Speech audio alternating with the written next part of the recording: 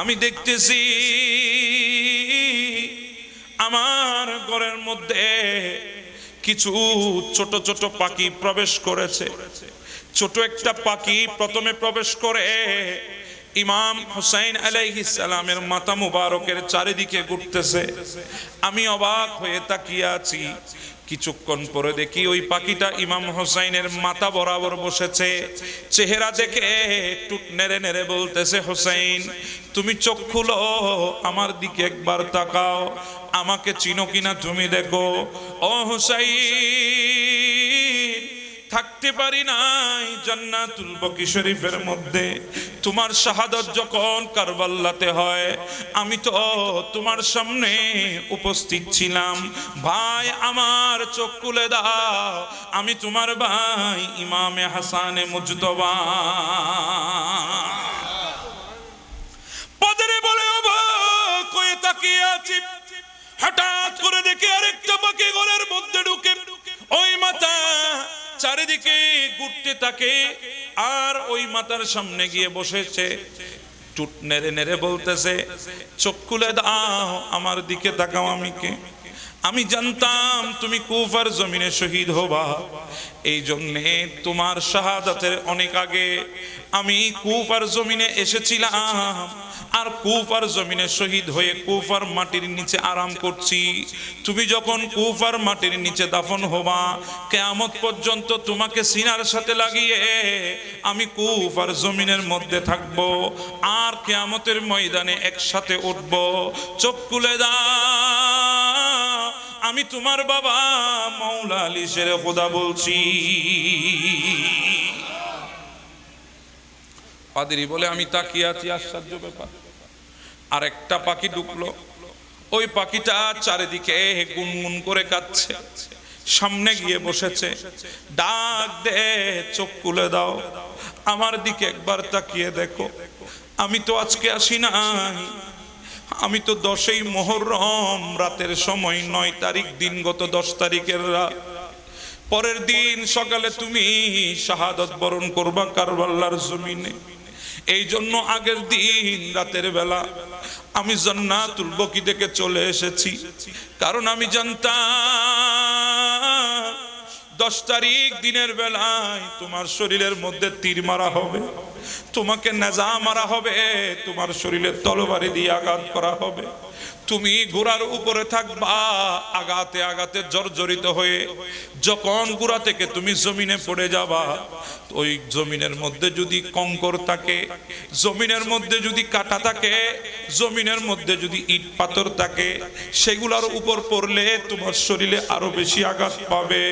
এই জন্য গভীর রাতে আমি জান্নাতুল বকি থেকে এসে হাতের মধ্যে ঝাড়ু নিয়ে কারবালার ময়দান পরিষ্কার করেছিলাম।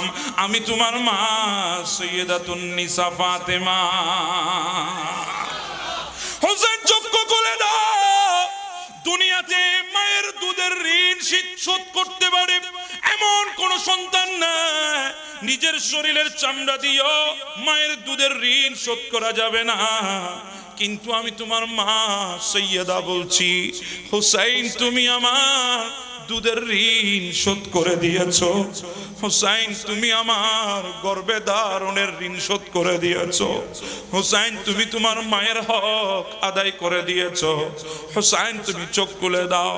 পাদ্রী বলে আমি আজীব দৃশ্য দেখছি। হঠাৎ করে দেখি রে দুনিয়া, আমার ঘরের মধ্যে নূরানী শেকেলের একজন বান্দা উপস্থিত হয়েছে। দাড়ির মধ্যে রক্ত দেখতে পায়, জুব্বার মধ্যে রক্ত দেখতে পায়, পাগড়ির মধ্যে রক্ত দেখতে পায়। উনি এসে হুসাইনের মাথা মুবারক কানা কুলের মধ্যে উঠালেন, নিজের বুকের সাথে লাগিয়ে ডাক দে, হুসাইন আমি তো ওয়াদা রেখেছি, তুমি যেদিন বলেছিলা আমি কারবালাতে শহীদ হব, আফসোস নাই, তবে একটা ওয়াদা চেয়েছিলাম আমার কাছ থেকে। বলেছিলা যখন তোমাকে কারবালাতে শহীদ করা হবে, আমি যেন তোমার চোখের সামনে তাকি, তুমি আমার দিকে তাকিয়ে থাকবা। হুসাইন আমি তো এসেছিলাম কারবালাতে, আমি দাঁড়িয়েছিলাম যখন তোমার গর্দানের মধ্যে শিমুর যখন তলোয়ার চালাচ্ছিল। হুসাইন দাঁড়িয়েছিলাম সত্য, কিন্তু তোমার চোখের দিকে তাকাতে পারি নাই। আমি চোখকে জমিনের নিচে করে তাকিয়েছিলাম। হুসাইন যখন শিমুর তোমাকে জবে করে দিয়েছে, তুমি যখন নানা নানা বলে কারবালাতে গড়াগড়ি দিয়েছ, হুসাইন তোমাকে দেখো নাই, আমি তোমার মাথাটা উঠিয়ে নিয়েছিলাম। তুমি নানা নানা বলে যতগুলো গড়াগড়ি কারবালাতে দিয়েছ, আমিও তোমার মাথা নিয়ে হুসাইন হুসাইন বলে ততগুলা গড়াগড়ি কারবালাতে দিয়েছিলাম।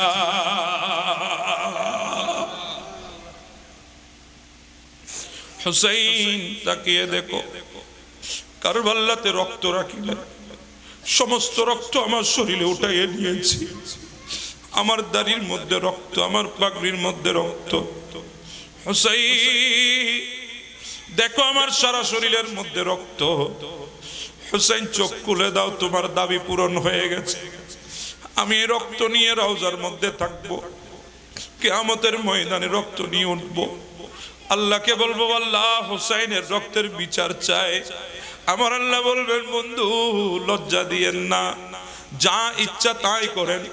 ও হুসাইন, তোমার রক্তের দোহাই দিয়ে আমার গুনাহগার উম্মত গুলারে আমি জান্নাতে নিয়ে যাব। পৃথিবীর বুকে মহান রব্বুল আলামিন আমাদের জীবনকে পরিচালিত করার জন্য কিছু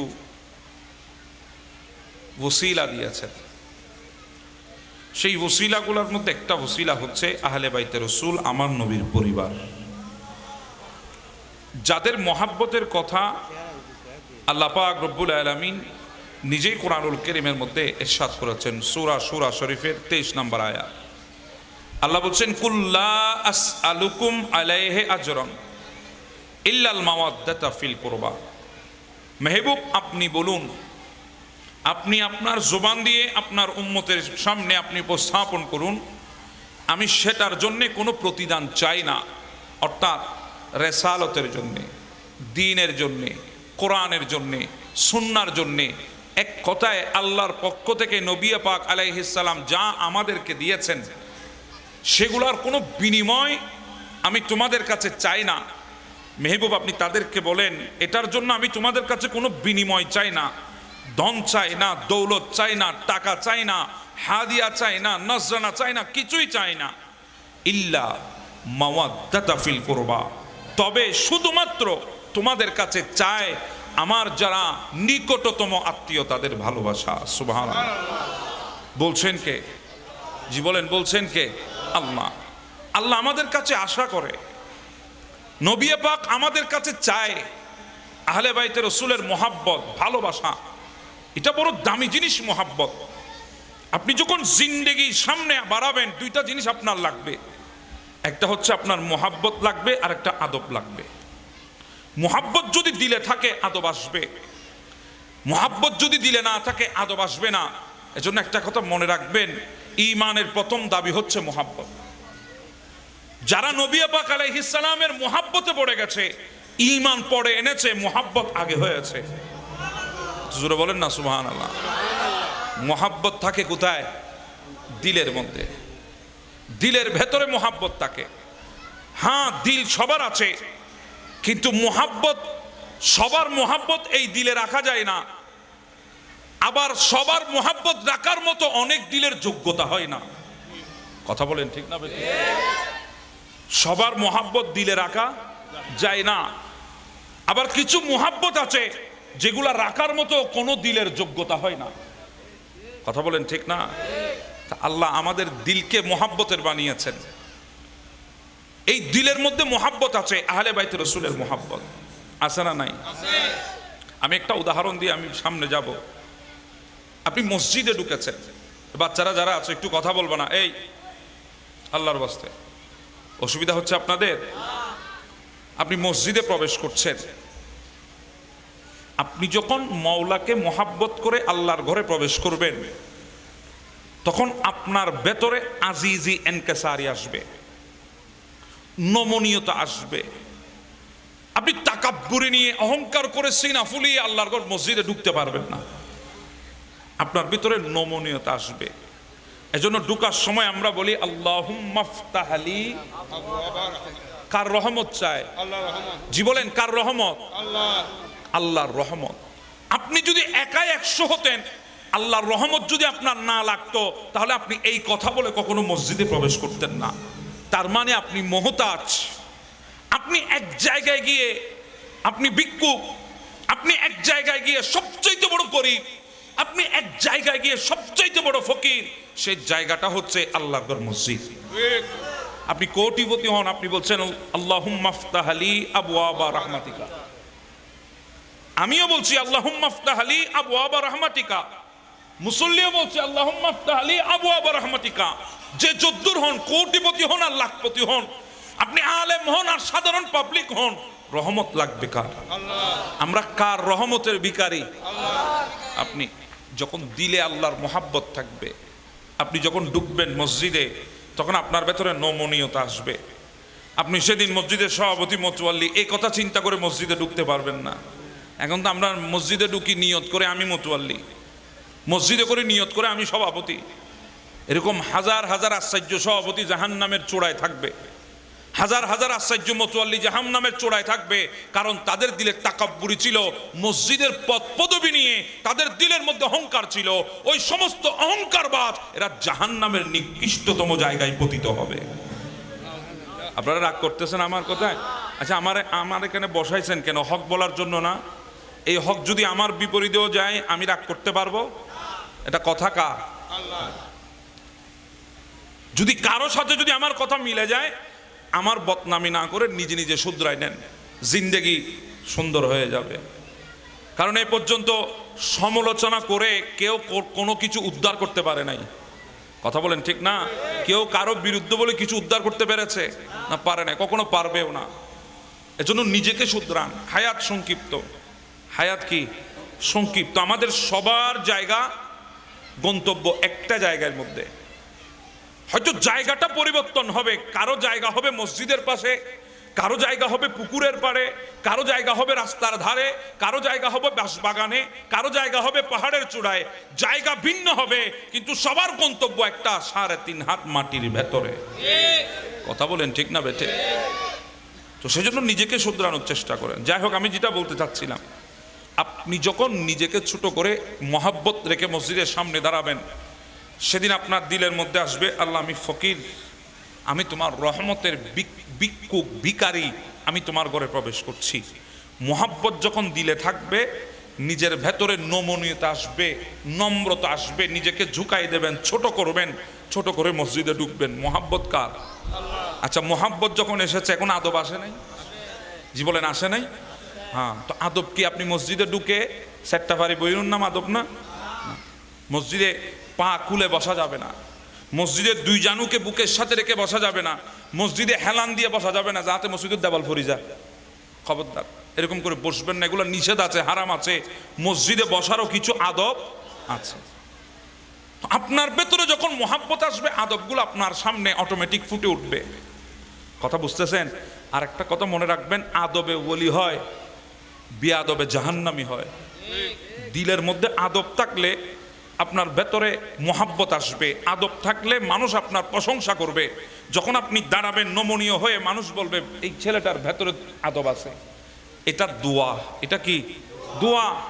আদব আছে, এটা দোয়া। দোয়া আপনাকে চাই নিতে হবে না, এভাবে দোয়া পাওয়া যায়। সুবহানাল্লাহ বলবেন না? তো বলছিলাম, মসজিদে যখন প্রবেশ করবেন, মোহাব্বত যদি রবের থাকে, আদব আসবে। আগে কি থাকতে হবে? মোহাব্বত। তারপর কি আসবে? আদব আসবে। আমি একটা কথা বলে সামনের দিকে যাই। দুনিয়াতে একজন বান্দা ছিল, নাম ছিল মজনু। নাম শুনেছেন? লায়লা মজনু নাম শুনেন নাই? লায়লা মজনু, এটা একটা বাস্তব একটা চরিত্র, এটা কাল্পনিক চরিত্র এমনটা না, এটা বাস্তব।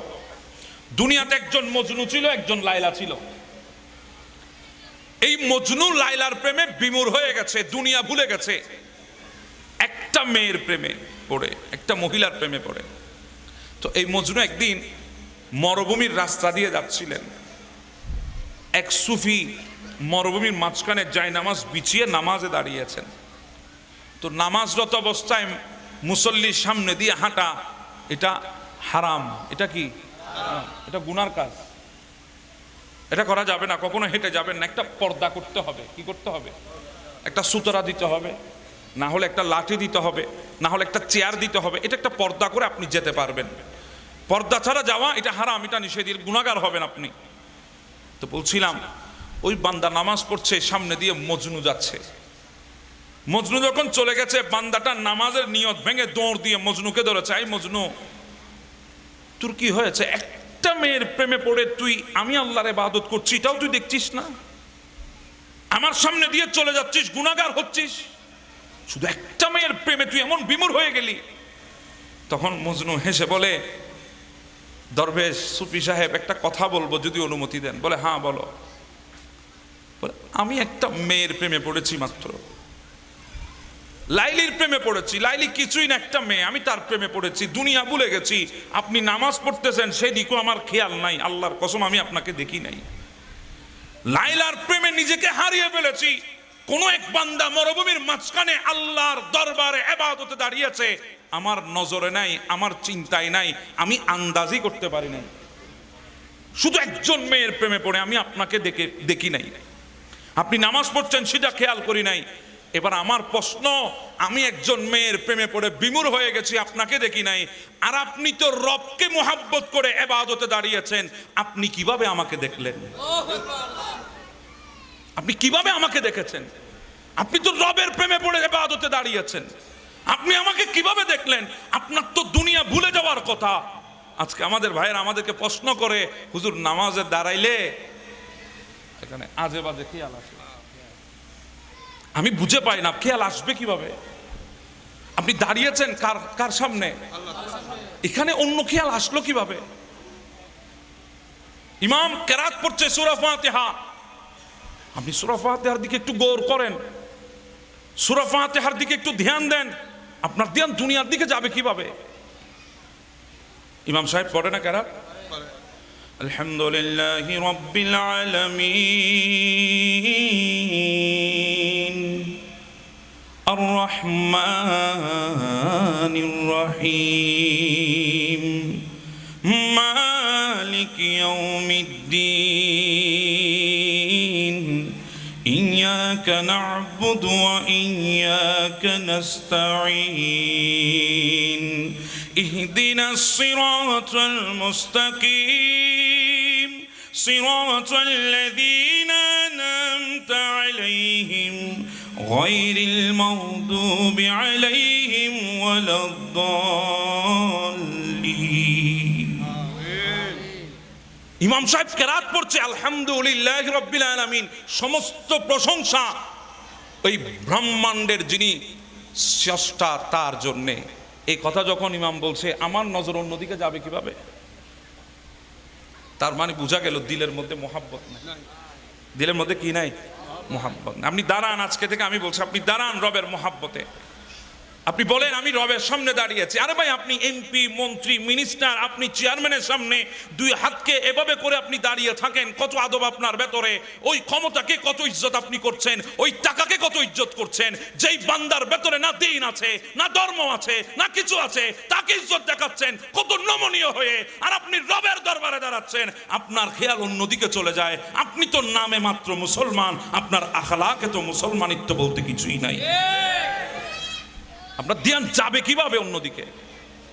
আপনি দাঁড়ান রবের দরবারে, মোহাব্বত নিয়ে দাঁড়ান, দুনিয়া উল্টে যাবে, আপনার ধ্যান অন্যদিকে যাবে না। তো বলছিলাম যদি মোহাব্বত আসে তাহলে আদব আসবে। মোহাব্বত আসলে কি আসবে? আদব আসবে। তখন জবান দিয়ে কখনো বের হবে না যে হোসেনের সাথে ইয়াজিদের যা মুআমালা হয়েছে এগুলা রাজনৈতিক মুআমালা ছিল। একটু জোরে বললেন না নাউজুবিল্লাহ। এই কথা জবান দিয়ে কখনো আসবে না। এজন্য আল্লাহ আমাদেরকে মোহাব্বতের শিক্ষা দিয়েছে। কুল্লা আসআলুকুম আলাইহি আজরান ইল্লাল মাওয়াদ্দাতা ফিল কুরবা। মোহাব্বতের শিক্ষা আল্লাহ আমাদেরকে দিয়েছেন। মোহাব্বত, আহলে বাইতের মোহাব্বত ওয়াজিব করেছেন কে? আল্লাহ। এখন প্রশ্ন হলো আল্লাহ কাদের মোহাব্বত আমাদের উপর ওয়াজিব করেছেন? আহলে বাইতের রাসূল তো অনেকে আছেন, কাদের মোহাব্বত? হযরত আব্দুল্লাহ ইবনে আব্বাস রাদিয়াল্লাহু তাআলা রাইসুল মুফাসসির যাকে বলা হয়, কোরআনের মগজ আমার নবী যাকে দান করেছেন, উনি ইরশাদ করছেন লাম্মা নাযালাত হাযিহিল আয়া, যখন এই আয়াত নাজিল হলো আমরা নবী পাকের কাছে আসলাম। ক্বালু ইয়া রাসূলুল্লাহ মান কারাবাতুকা হাউলাইল্লাযিনা ওয়াজাবাত আলাইনা মাওয়াদ্দাতুহুম। ওগো আল্লাহর নবী, কাদের মোহাব্বত আল্লাহ আমাদের উপর ওয়াজিব করেছেন? আমার নবী বলছেন, কলা আলিউন ওয়া ফাতেমাতু ওয়া ইবনুহুমা, আলী ফাতেমা তার দুই সন্তান হাসান এবং হুসাইনের মোহাব্বত আল্লাহ তোমাদের উপর ওয়াজিব করেছেন। কেমন ওয়াজিব জানেন? আমার নবী আরেক হাদিসে বলছেন, আমার নবী বলছেন, قال رسول الله صلى الله عليه وسلم لا يؤمن عبدا حتى اكون احب اليه من نفسي, একটা কথা, ওয়া আহলি আহাব্বা ইলাই মিন আহলিহি, দুইটা কথা, ওয়া ইতরাতি আহাব্বা ইলাই মিন ইতরাতি, তিনটা কথা, ওয়া যাতি আহাব্বা ইলাই মিন যাতিহি। আমার নবী চারটা কথা বলেছেন। ততক্ষণ ইমানদার হওয়া যাবে না যতক্ষণ তোমাদের জানের চাইতে আমি নবীকে বেশি মোহাব্বত করবে না। দুই নাম্বার, ততক্ষণ ইমানদার হওয়া যাবে না যতক্ষণ তোমাদের পরিবারের চাইতে আমি নবীর পরিবারকে বেশি মোহাব্বত করবে না। তিন নাম্বার কথা, ততক্ষণ ইমানদার হওয়া যাবে না যতক্ষণ তোমাদের বংশের চাইতে আমি নবীর বংশকে বেশি মোহাব্বত করবে না। চার নম্বর কথা, ততক্ষণ ইমানদার হওয়া যাবে না যতক্ষণ তোমাদের জাত থেকে, তোমাদের নিজের থেকে আমি নবীর জাত, আমি নবীকে যতক্ষণ বেশি মোহাব্বত করবে না। জোরে বলেন সুবহানাল্লাহ।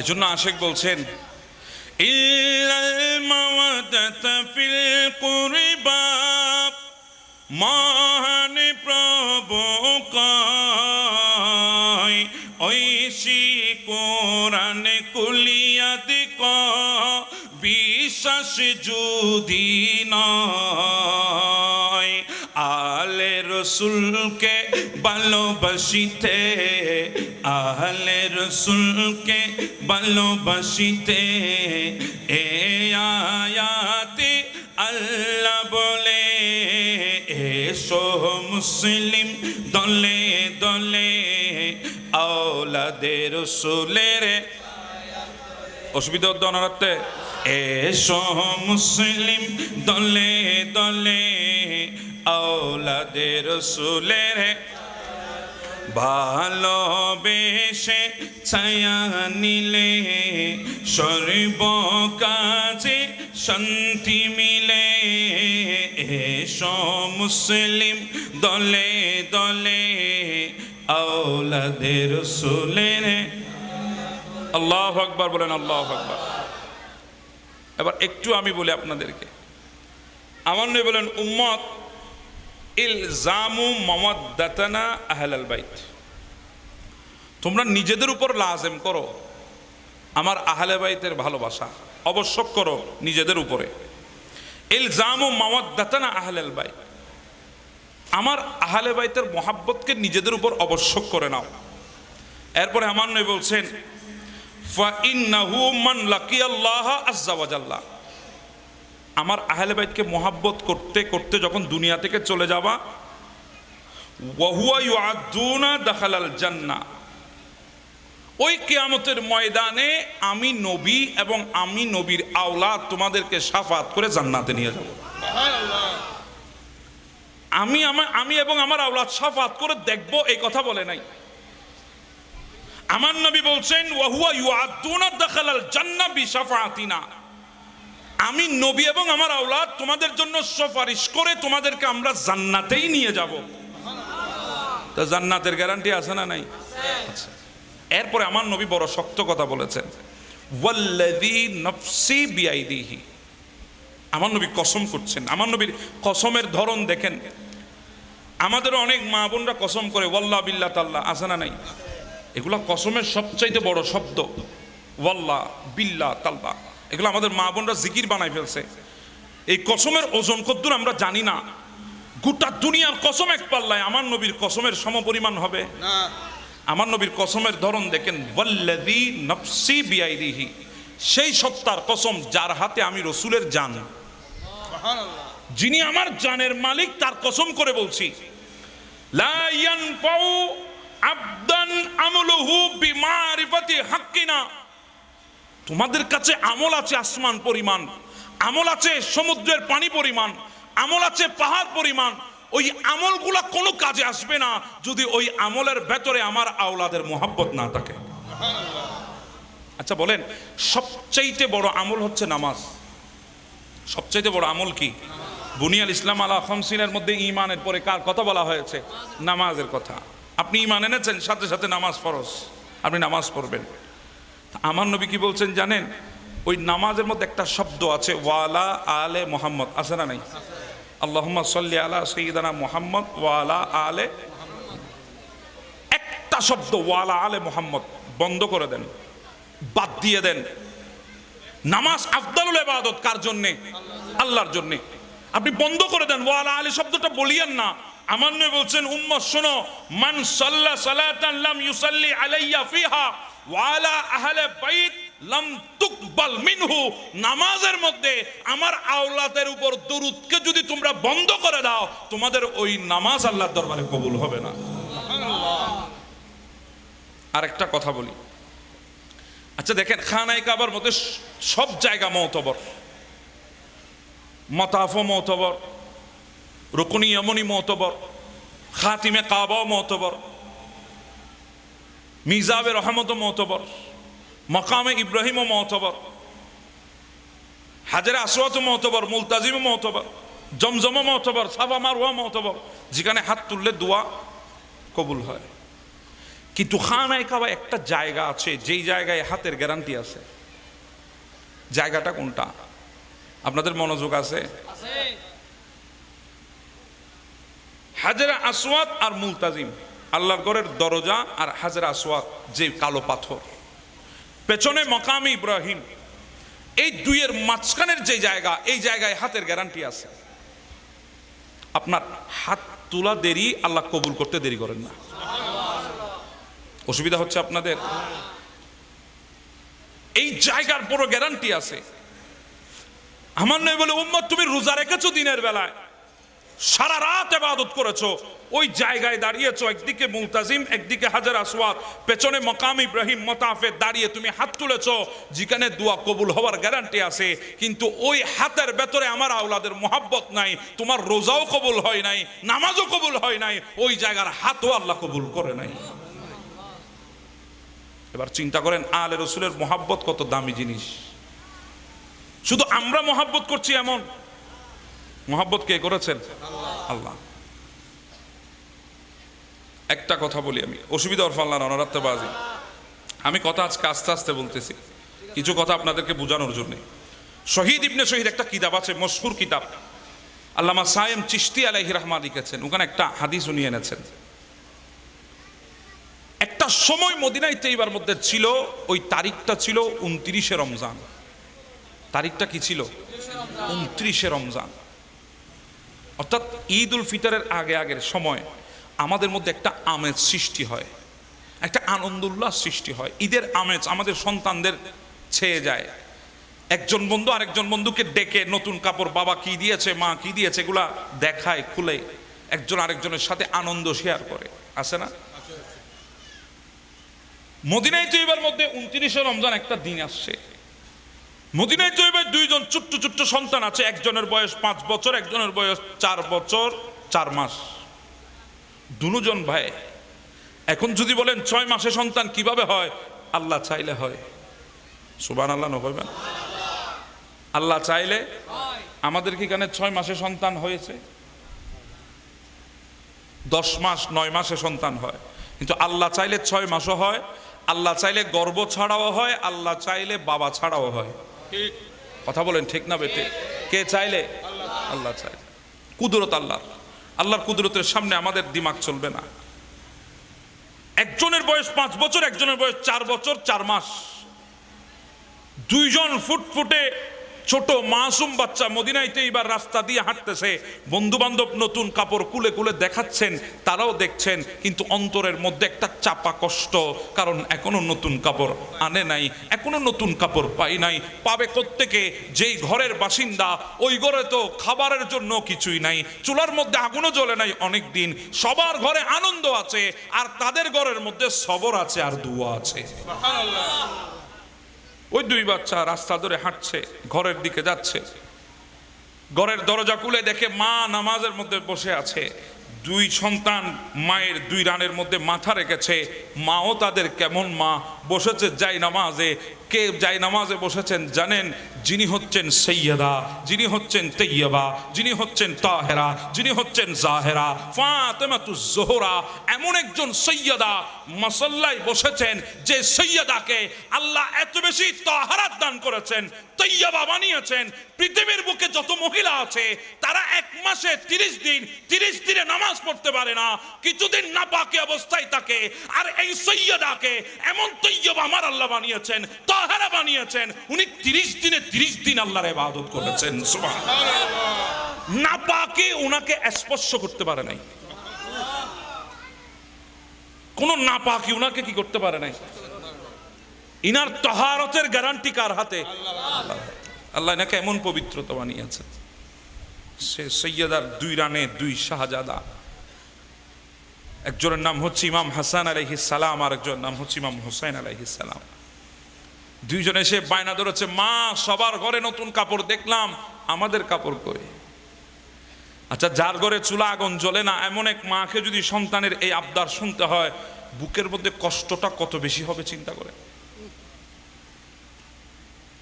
সৈয়দা বলছে, বাবা তোমাদের কাপড় লাগবে? বলে হ্যাঁ মা লাগবে, সামনে ঈদ আসতেছে, আজ 29 তারিখ, রাতে যদি চাঁদ উঠে কালকে ঈদ, মা আমাদেরকে কাপড় দিবা না? বলে হ্যাঁ দেব ইনশাআল্লাহ, আল্লাহ তোমাদের জন্য কাপড় পাঠাবেন। কে দেবেন? আল্লাহ দেবেন, আল্লাহ তোমাদের জন্য কাপড় দেবেন। এই কথা শুনে সন্তানদের হৃদয়ের মধ্যে আশার আলো জেগেছে, ঈদের আনন্দ তাদের অন্তরে জেগে উঠেছে। মা বলেছে কাপড় দেবে, এমন মা যেই মা জিন্দেগিতে কোনোদিন মিথ্যা বলে নাই। মা বলেছে আল্লাহ দেবে, আল্লাহ দেবে। তাদের উম্মিদ দেখেন, হাউসলা দেখেন, ভরসা দেখেন।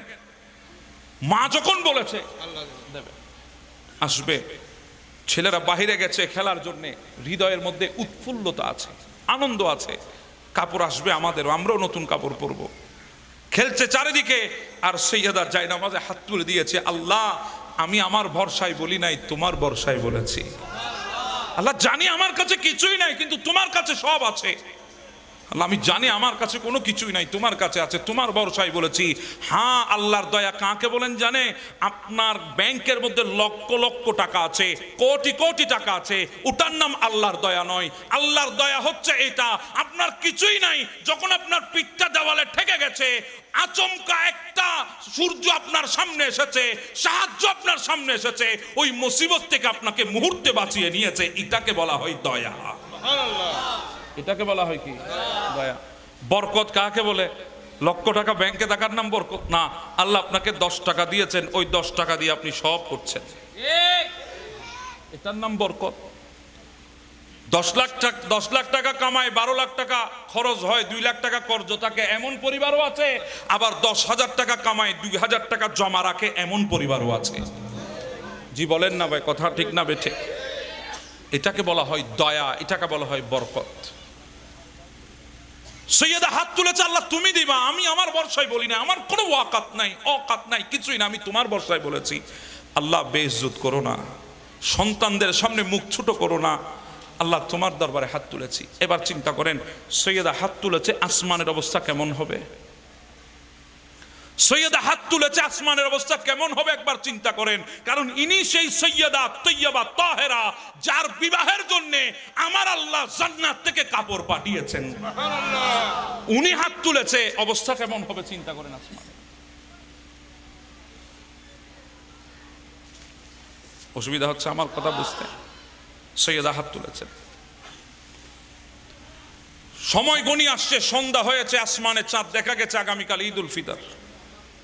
সবার ঘরে আনন্দ বেড়ে গেছে, বাচ্চারা তাড়াতাড়ি খেয়ে ঘুমিয়ে গেছে, সকালে তাড়াতাড়ি উঠতে হবে।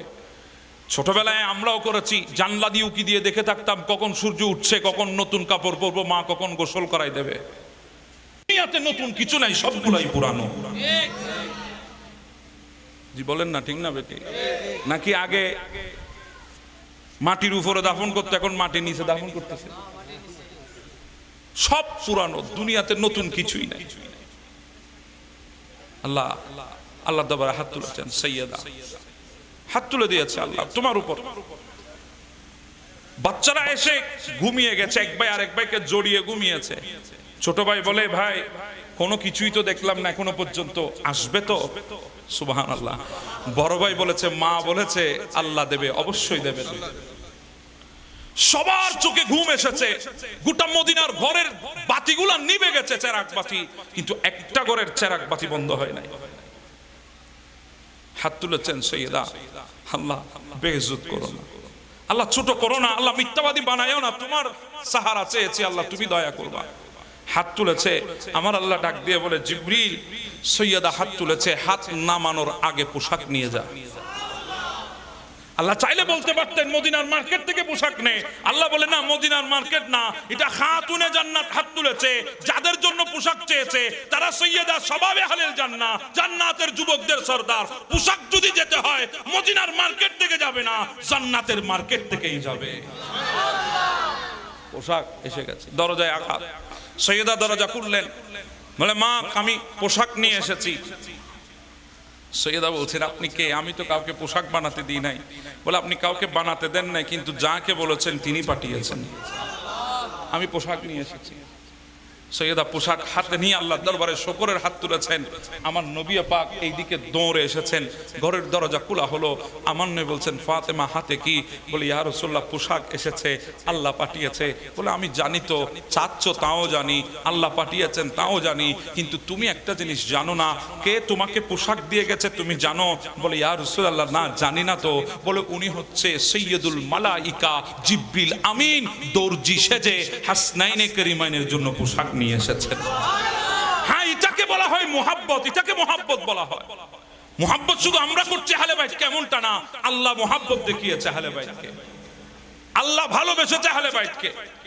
এজন্য আমার নবী পাক আলাইহিস সালাম ইরশাদ করছে, ও আমার উম্মতেরা শোনো, তোমাদের মধ্যে কোন বান্দাটা উত্তম তোমরা জানো? কোন বান্দাটা তোমাদের মধ্যে উত্তম? আমার নবী বলছেন, ক্বালা রাসূলুল্লাহ সাল্লাল্লাহু আলাইহি ওয়াসাল্লাম খায়রুকুম লি আহলি মিন বাদি, ওই বান্দাটা তোমাদের মধ্যে সর্বশ্রেষ্ঠ যেই বান্দা আমার পরে আমার আওলাদের সাথে উত্তম আচরণ করে। সুবহানাল্লাহ, তারাই সর্বশ্রেষ্ঠ। এবার চিন্তা করেন, আমি আরেকটা কথা বলে আমি শেষ করে দেব, অসুবিধা হচ্ছে আপনাদের। আজ গরি ন উঠি তো হতো না, এক ঘন্টাই না এজু হইতে কিন্তু 12টা পানি বললে।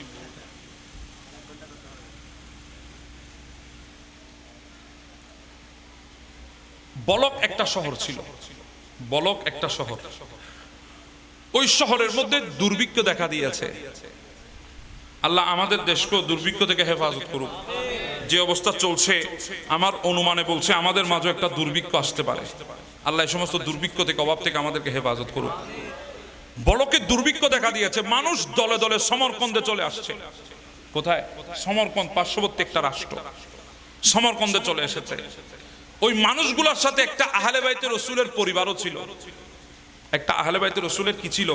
পরিবার। ওই পরিবার একজন মা ছিল, দুইজন সন্তান ছিল, ওরা তিনজন আহলে রাসূলের সদস্য, আহলে বাইতে রাসূলের সদস্য, আওলাদে রাসূলের সদস্য। এই তিনজন, ইনারাও বলখ থেকে সমরকান্দে এসেছে। আসার পরে একবার চিন্তা করেন, একটা দেশ থেকে নিজের বাড়ি ঘর সব ছেড়ে যখন আরেক দেশে এসেছে, এখানে তো মানুষের সহযোগিতা ছাড়া থাকা যাবে না। তো সমরকন্দে এসে এই আলে রসুলের সৈয়দ জাদি, ইনি মসজিদের পাশে, তখনকার জমানায় কিছু মুসাফিরখানা ছিল, মসজিদের পাশে কিছু মুসাফিরখানা থাকতো, ওখানে নিজের সন্তানদেরকে রেখে ইনি এই সমরকন্দে শহরে কে আছে, কোন মানুষটা আছে যে মানুষটা একটু এই অভাবের সময়, এই কঠিন অবস্থায় ইনাদের পাশে দাঁড়াতে পারবেন, তার তালাশে বের হয়েছে।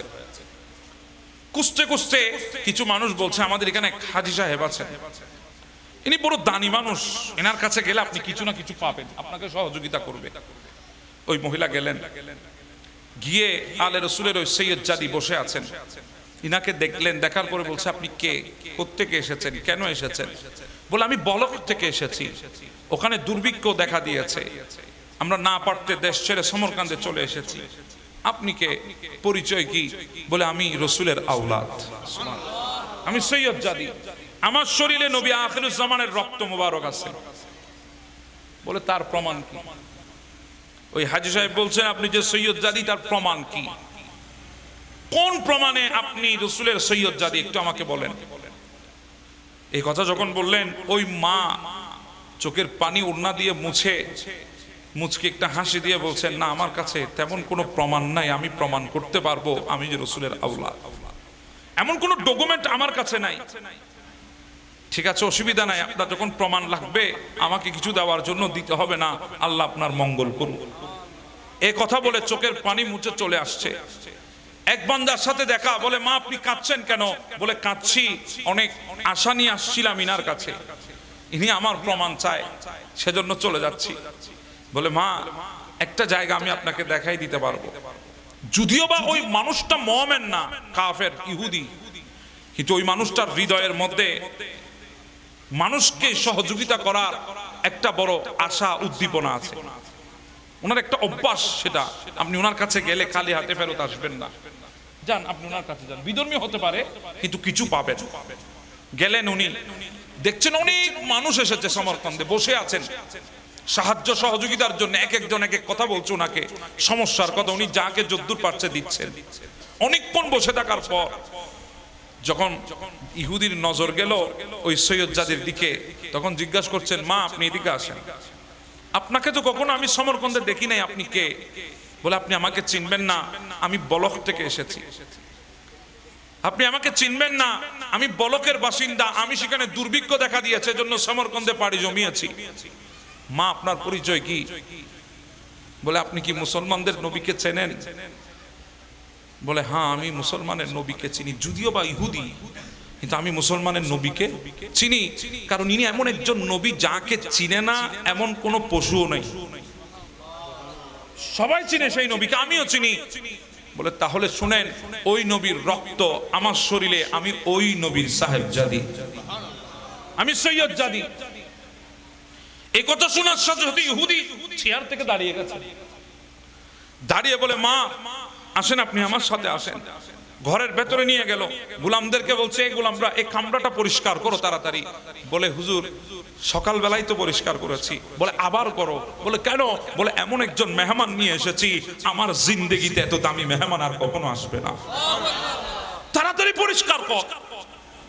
পরিষ্কার করা হলো। মা আপনার সাথে আর কেউ আছে? বলে আমার 2 সন্তান আছে। কোথায়? অমুক মসজিদের মুসাফের খানায়। মা আপনি অপেক্ষা করেন, আমি মানুষ পাঠাচ্ছি, ওদেরকে নিয়ে আসবে। নিয়ে আসা হলো। মা আপনি বসেন, আমি আপনার জন্য খাবারের ব্যবস্থা করব। বাবুচিদেরকে গিয়ে, খাদেমদেরকে গিয়ে বলে আমার সবচাইতে পিওর হালাল যে ইনকাম আছে ওখান থেকে খরচ করে বাজার করে নিয়ে আসবা। যেই ডেকচিগুলাতে তোমরা রান্না করতা ওগুলাতে রান্না হবে না, যেই বাসনে তোমরা খাবার দিতা, প্লেটে খাবার দিতা, ওই প্লেট করে খাবার দেওয়া যাবে না, কারণ আমি ইহুদি, আমি জানি না কেমন করে উনাকে ইজ্জত করব। নতুন সমস্ত কিছু নিয়ে আসো, ডেক্সিও নতুন নিয়ে আসো, প্লেটও নতুন নিয়ে আসো, সমস্ত গ্লাস জগ সব নতুন, যা উনার সামনে পেশ করা হবে কিছুই পুরনো হতে পারবে না, সব নতুন পেশ করবা। নতুন আনা হলো, খাবার সাজানো হলো। খাদেমরা চাই নেবে, খাবারের চাই। বলে না রাখো, তোমরা নেবে না, আজকে আমি নেব। বলে হুজুর আমরা খাদেম, আমরা আছি আপনার খেদমত করার জন্য, আমরাই তো খেদমত করব। বলে না, অন্য সব মেহমানের জন্য তোমরা খাদেম হবা, কিন্তু আজকে যেই মেহমান এসেছে সেখানে খাদেম পাঠাবো না, আমি নিজে খাদেম হয়ে যাব, আমি যাব খাদেম হয়ে। হাতের মধ্যে চাই নিলেন।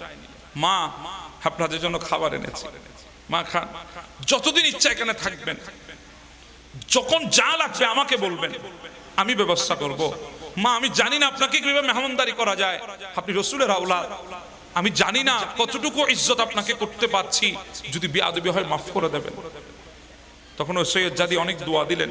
বললেন মা যদি সুযোগ হয় আজকের রাতে আমার নবী পাককে একটু আমার একটা সালাম দেবেন, আমার নবী পাককে একটু আমি অদমের কথা বলবেন, আমার কথা একটু আমার নবীকে শোনাবেন। এই কথা বলে ওখান থেকে চলে এসেছেন। রাত হয়ে গেছে, সবাই ঘুমিয়ে পড়েছে। ওই সমরকন্দের হাজী সাহেব যার কাছে সৈয়দ জাদি প্রথম গিয়েছিল তিনিও ঘুমিয়ে পড়েছেন। হঠাৎ ঘুমের মধ্যে দেখতেছেন ওই হাজী সাহেব বিরাট একটা ময়দান, যেখানে মানুষ লাইন ধরে দাঁড়িয়ে আছে। জিজ্ঞাসা করলো কিরে কই যাচ্ছ? বলে জান্নাতে যাচ্ছি। বলে আমিও তো মুসলমান, আমিও ওই লাইনে দাঁড়াবো। ওই হাজী সাহেব লাইনে দাঁড়ালেন। যখন জান্নাতে ঢুকার সময় আসলো ফেরেশতারা ধাক্কা দিয়ে ফেলে দিয়েছে। ধাক্কা দিয়ে যখন ফেলে দিল, তিনি হঠাৎ পেছনে ফিরে দেখে আমার নবী দাঁড়িয়ে আছেন। দৌড় দিয়েছেন আমার নবীর কাছে, ইয়া রাসূলুল্লাহ, আমাকে ফেরেশতারা জান্নাতে ঢুকতে দেয় না, ধাক্কা দিয়ে ফেলে দিয়েছে। বলে তুমি কে? বলে ইয়া রাসূলুল্লাহ, আমি মুসলমান। তুমি কে? ইয়া রাসূলুল্লাহ, আমি আপনার উম্মত। ও আল্লাহর বান্দা, তুমি যে মুসলমান এটার প্রমাণ কি? তুমি যে আমার উম্মত এটার প্রমাণ কি? এই কথা বলতে না বলতে ওই হাজী সাহেবের ঘুম ভেঙে গেছে। উনি ঘুম থেকে বিচলিত হয়ে উঠে গেলেন। উনি বুঝে গেলেন আমি যে সৈয়দ জাতিকে বলেছিলাম আপনি যে সৈয়দ জাতিটার প্রমাণ কি, এই কথা আমার নবী আমাকে দেখিয়ে দিয়েছে। ওই বান্দা সকাল হতে দেরি গোটা সমরকন্দের অলিতে গলিতে দৌড়াচ্ছে, ওই সৈয়দ জাতি কোথায়, ওই সৈয়দ জাতি কোথায়। শেষ পর্যন্ত খবর পেল ইহুদির ঘরে আছে, দৌড় দিয়েছে।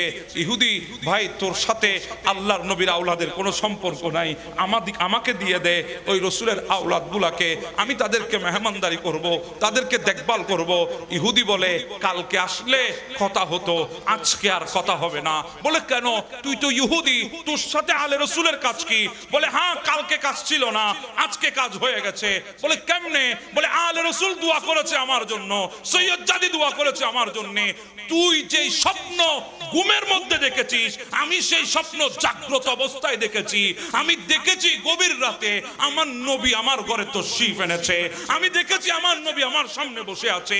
ও হাজী, তুই তো কলমা পড়েছিস কোন আলেমের হাতে, তুই কলমা পড়েছিস কোন পীরের হাতে, তুই কলমা পড়েছিস কোন দরবেশের হাতে। আমি কোন আলেম দরবেশের হাতে কলমা পড়ি নাই, আমি গতকাল রাতে নবীর হাতে হাত দিয়ে কলমা পড়ে নিয়েছি।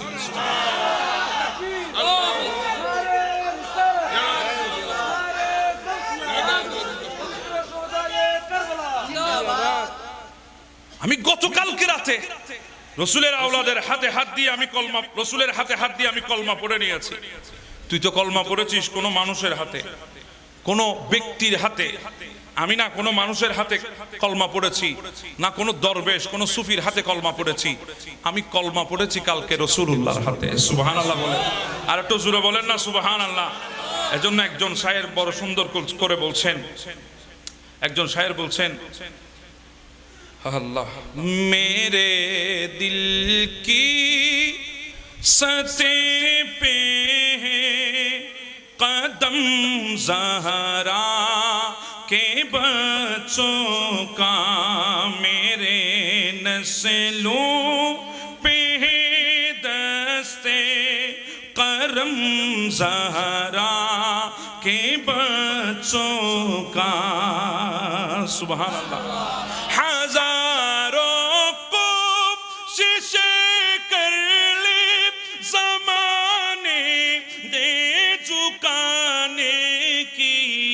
मुझे झुकने नहीं देता परम ज़हरा के बच्चों का। सुभान अल्लाह बोले, अरे একটু জোরে বলেন না সুবহান আল্লাহ। আলে রাসূলের মুহাব্বত এমন, যার দিলে একবার এসেছে ওই দিল রওশন হয়ে গেছে। ওই দিল আর দিল নাই, সেই দিলের মধ্যে ঈমান চলে এসেছে। জোরে বলবেন না সুবহান আল্লাহ। আমি একটা কথা বলে শেষ করছি, অসুবিধা হচ্ছে আপনাদের। ইমামে আলী মকাম ইমাম হুসাইন রাদিয়াল্লাহু তাআলা আনহুর শাহাদাতের পরে সর মোবারক যখন কুফা থেকে দামেস্কে নিয়ে যাচ্ছে, এই কথাটা বলে আমার কথা শেষ। তখন হাওল ইবনে ইয়াজিদকে প্রতিনিধি বানিয়ে 82 জনের একটা কাফেলা করে আহলে বাইতে রাসূলের যে মহিলাগুলা ছিল এদেরকে কয়েদি বানিয়ে রওনা হয়েছে, সামনের দিকে রওনা হয়েছে। ইনারা যেতে যেতে যেতে যেতে অনেক দূর গেলেন, যাওয়ার পর একটা গির্জা দেখতে পেলেন। গির্জাটা হযরতে মুসা কালিমুল্লাহ আলাইহিস সালামের জামানার অনেক পুরনো গির্জা। ওই গির্জার মধ্যে গিয়ে এনারা একটু বিশ্রামের জন্য ব্যবস্থা করলেন। আশেপাশে খোলা ময়দানে তো থাকতে পারবে না, বিশ্রাম নিতে হবে। তো বিশ্রাম নেওয়ার জন্য গির্জাকে বেছে নিয়েছেন। পাদ্রীর সাথে কথা বলা হলো, পাদ্রী বলছে ঠিক আছে, অসুবিধা নাই, আমার এখানে মেহমানখানা আছে, আপনারা থাকতে পারবেন। হঠাৎ পাদ্রীকে একজন বান্দা গিয়ে বলে, পাদ্রী বড় আজীব এক দৃশ্য দেখেছি। কি? বলে তাদের হাতের মধ্যে কিছু মাথা দেখা যায় তীরের উপরে, তাদের সাথে কিছু মহিলা দেখা যায়। পাদ্রী বলো কি বলো? বলে হ্যাঁ। পাদ্রী দৌড়ায় আসলেন, আপনারা কারা? বলে আমরা ইয়াজিদ বাহিনী। কোত্থেকে আসছেন? বলে কুফা থেকে। এই মাথাগুলা কাদের? বলে এগুলা হচ্ছে ইমাম হোসেনের সঙ্গী এবং ইমাম হোসেনের মাথা। নাউজুবিল্লাহ। এরা কারা? বলে এগুলা রসুলের আওলাদ। এই কথা শুনে ওই পাদ্রীর দিল কেঁপে উঠেছে। আমার বাবা না, পাদ্রী দৌড় দিয়ে খাদেমদেরকে ডাক দিলেন, এ খাদেমরা, উন্নত মানের যত হালাল খাবার আছে সবগুলা নিয়ে আসো আমার কামরার মধ্যে। আর যেই সৈন্যগুলা বাহিরে বসে আছে তাদের জন্য যা আছে যা পারো তা দাও। এদের জন্য এত আহামরি কিছু দিতে হবে না, কিন্তু স্পেশাল কিছু খাবার আমার কাছে আনো। এগুলা আমি আওলাদে রাসূলের মহিলাদের জন্য নিয়ে যাব। ওই পাদ্রী খাবারগুলো নিলেন। নেওয়ার পরে আলে রাসূলের যে সমস্ত মহিলা আছে, ইমাম হুসাইন আলাইহিস সালামের বউ মাওলা আলী শের খুদার দরকান, ফাতেমাতুজ জোহরার কলিজার টুকরা সৈয়দা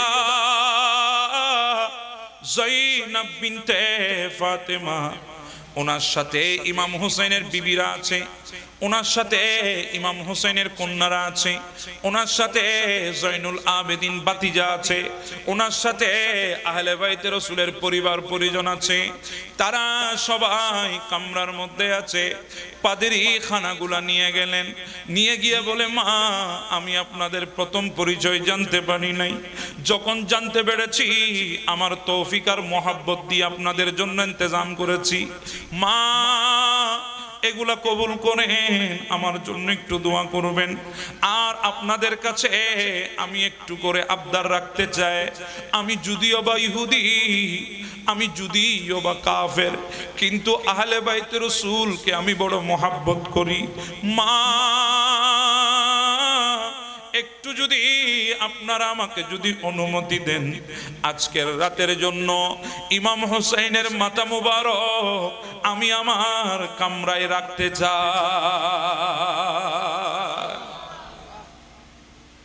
জয়নব বিনতে ফাতেমা বলে, ঠিক আছে, রাখতে পারেন, কিন্তু মাথা তো আমাদের কাছে নাই, ইয়াজিদের কাছে, হৌলি বিন ইয়াজিদের কাছে। বলে আমি ওর কাছ থেকে নেব, অসুবিধা নাই, কিন্তু আপনি যদি অনুমতি দেন। বলে যান, অনুমতি নিলাম। এবার ওই পাদ্রী গিয়ে বলে, হৌলি, অনেকগুলা স্বর্ণ আছে আমার কাছে, আমি স্বর্ণগুলা তোমাকে দেব, বিনিময়ে একটা রাতের জন্য ইমাম হুসাইনের মাথা মুবারকটা আমাকে দিবা, সকাল হতে দেরি আমি তোমাকে দিয়ে দেব। হাউলি দুনিয়ার কুকুর, বড় লোভী, স্বর্ণের কথা শুনে লোভ সামলাতে পারে নাই। ঠিক আছে, হাউলি নিয়ে যাও, তাড়াতাড়ি স্বর্ণ দাও। স্বর্ণ নিল, মাথা মোবারক দিল। পাদ্রী ওই মাথাটা নিজের কামরার মধ্যে উঁচু জায়গা দেখে বসালেন। সুন্দর একটা থালি নিলেন, এর নিচে রেশমি কাপড় দিলেন, উপরে মাথা মোবারক রাখলেন। নিজের কাছে যত আতর ছিল, যত গোলাপ জল ছিল, সবগুলা দিয়ে ইমাম হুসাইনের মাথাকে গোসল দিলেন। চেহারার মধ্যে মালিশ করলেন, দাড়ির মধ্যে রক্ত আছে পরিষ্কার করে দিলেন, মাথা মুবারকের মধ্যে রক্ত আছে পরিষ্কার করে দিলেন। পাদ্রী এক নজরে হুসাইনের জিয়ারত শুরু করে দিলেন। পাদ্রী বলে, দুনিয়া রাত গভীর হয়ে গেছে, গোটা দুনিয়া ঘুমিয়ে গেছে, অন্ধকারে ছেয়ে গেছে। আমি আমার কামরার ভেতরে দাঁড়িয়ে আছি, হঠাৎ করে দেখি আসমান থেকে একটা আলো নামতে নামতে নামতে নামতে ইমাম হুসাইনের মাথা বরাবর এসে থেমে গেছে। ওই আলোয় আমার গোটা কামরা আলোকিত হয়ে গেছে, চারিদিকে আলো ছড়িয়ে পড়েছে। আমি দেখতেছি আমার ঘরের মধ্যে কিছু ছোট ছোট পাখি প্রবেশ করেছে। ছোট একটা পাখি প্রথমে প্রবেশ করে ইমাম হুসাইন আলাইহিস সালামের মাথা মুবারকের চারিদিকে ঘুরতেছে। আমি অবাক হয়ে তাকিয়ে আছি। কিছুক্ষণ পরে দেখি ওই পাখিটা ইমাম হোসাইনের মাথা বরাবর বসেছে। চেহারা দেখে টুট নেড়ে নেড়ে বলতেছে, হোসাইন তুমি চোখ খুলো, আমার দিকে একবার তাকাও, আমাকে চিনো কিনা তুমি দেখো। ও হোসাইন, থাকতে পারি নাই জান্নাতুল বাকি শরীফের মধ্যে। তোমার শাহাদাত যখন কারবালাতে হয়, আমি তো তোমার সামনে উপস্থিত ছিলাম। ভাই আমার চোখ খুলে দাও, আমি তোমার ভাই ইমামে হাসানে মুজতবা। পাদরে বলে অবাক হয়ে তাকিয়ে আছি। হঠাৎ করে দেখি আরেকটা পাখি ঘরের মধ্যে ঢুকে ওই মাথা চারিদিকে ঘুরতে থাকে, আর ওই মাথার সামনে গিয়ে বসেছে। টুট নেড়ে নেড়ে বলতেছে, চোখ খুলে দাও, আমার দিকে তাকাও, আমি কে? আমি জানতাম তুমি কুফার জমিনে শহীদ হবা, এই জন্যে তোমার শাহাদাতের অনেক আগে আমি কুফার জমিনে এসেছিলাম, আর কুফার জমিনে শহীদ হয়ে কুফার মাটির নিচে আরাম করছি। তুমি যখন কুফার মাটির নিচে দাফন হবা, কিয়ামত পর্যন্ত তোমাকে সিনার সাথে লাগিয়ে আমি কুফার জমিনের মধ্যে থাকব, আর কিয়ামতের ময়দানে একসাথে উঠব। চোখ খুলে দাও, আমি তোমার বাবা মাওলা আলী শেরে খোদা বলছি। পাদ্রী বলে আমি তাকিয়ে আছি, আশ্চর্য ব্যাপার। আর একটা পাখি ঢুকলো, ওই পাখিটা চারিদিকে গুনগুন করে কাঁদছে, সামনে গিয়ে বসেছে। ডাক দে, চোখ খুলে দাও, আমার দিকে একবার তাকিয়ে দেখো, আমি তো আজকে আসি নাই, আমি তো 10ই মুহররম রাতের সময় 9 তারিখ দিন, গত 10 তারিখের রাত। পরের দিন সকালে তুমি শাহাদাত বরণ করবা কারবালার জমিনে। এই জন্য আগের দিন রাতের বেলা আমি জান্নাতুল বাকি থেকে চলে এসেছি, কারণ আমি জানতাম 10 তারিখ দিনের বেলায় তোমার শরীরের মধ্যে তীর মারা হবে, তোমাকে নেজা মারা হবে, তোমার শরীরে তলবারি দিয়ে আঘাত করা হবে, তুমি ঘোড়ার উপরে থাকবা, আঘাতে আঘাতে জর্জরিত হয়ে যখন ঘোড়া থেকে তুমি জমিনে পড়ে যাবা, ওই জমিনের মধ্যে যদি কঙ্কর থাকে, জমিনের মধ্যে যদি কাটা থাকে, জমিনের মধ্যে যদি ইট পাথর থাকে, সেগুলোর উপর পড়লে তোমার শরীরে আরো বেশি আঘাত পাবে। এই জন্য গভীর রাতে আমি জান্নাতুল বাকি থেকে এসে হাতের মধ্যে ঝাড়ু নিয়ে কারবালার ময়দান পরিষ্কার করেছিলাম। আমি তোমার মা সৈয়দাতুন নিসা ফাতেমা। হোসেন চক্ষু খুলে দাও, দুনিয়াতে মায়ের দুধের ঋণ শোধ করতে পারে এমন কোন সন্তান না, নিজের শরীরের চামড়া দিয়েও মায়ের দুধের ঋণ শোধ করা যাবে না। কিন্তু আমি তোমার মা সৈয়দা বলছি, হুসাইন তুমি আমার দুধের ঋণ শোধ করে দিয়েছো, হুসাইন তুমি আমার গর্ভে ধারণের ঋণ শোধ করে দিয়েছো, হুসাইন তুমি তোমার মায়ের হক আদায় করে দিয়েছো, হুসাইন তুমি চোখ খুলে দাও। পাদ্রী বলে আমি আজীব দৃশ্য দেখছি। হঠাৎ করে দেখি রে দুনিয়া, আমার ঘরের মধ্যে নূরানি শেকেলের একজন বান্দা উপস্থিত হয়েছে। দাড়ির মধ্যে রক্ত দেখতে পায়, জুব্বার মধ্যে রক্ত দেখতে পায়, পাগড়ির মধ্যে রক্ত দেখতে পায়। উনি এসে হুসাইনের মাথা মুবারক কানা কুলের মধ্যে উঠালেন, নিজের বুকের সাথে লাগিয়ে ডাক দে, হুসাইন আমি তো ওয়াদা রেখেছি, তুমি যেদিন বলেছিলা আমি কারবালাতে শহীদ হব, আফসোস নাই, তবে একটা ওয়াদা চেয়েছিল আমার কাছ থেকে, বলেছিলা যখন তোমাকে কারবালাতে শহীদ করা হবে আমি যেন তোমার চোখের সামনে তাকি, তুমি আমার দিকে তাকিয়ে থাকবা। হুসাইন আমি তো এসেছিলাম কারবালাতে, আমি দাঁড়িয়েছিলাম যখন তোমার গর্দানের মধ্যে শিমুর যখন তলোয়ার চালাচ্ছিল, হুসাইন দাঁড়িয়েছিলাম সত্য, কিন্তু তোমার চোখের দিকে তাকাতে পারি নাই, আমি চোখকে জমিনের নিচে করে তাকিয়েছিলাম। হুসাইন যখন শিমুর তোমাকে জবে করে দিয়েছে, তুমি যখন নানা নানা বলে কারবালাতে গড়াগড়ি দিয়েছো, হুসাইন তোমাকে দেখো না, আমি তোমার মাথাটা উঠিয়ে নিয়েছিলাম, তুমি নানা নানা বলে যত যতগুলা গড়াগড়ি কারবালাতে দিয়েছো, আমিও তোমার মাথা নিয়ে হুসাইন হুসাইন বলে ততগুলা গড়াগড়ি কারবালাতে দিয়েছিলাম।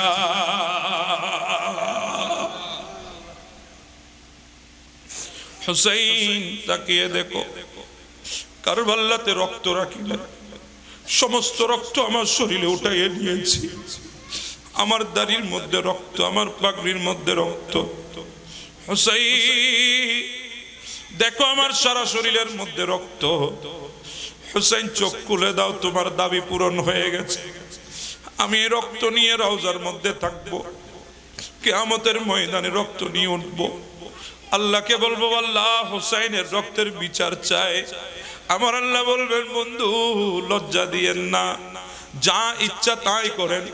ও হুসাইন, তোমার রক্তের দোহাই দিয়ে আমার গুনাহগার উম্মত গুলারে আমি জান্নাতে নিয়ে যাব। সৈয়দ নে কারবালা মে ওয়াদে নিভা দিয়ে,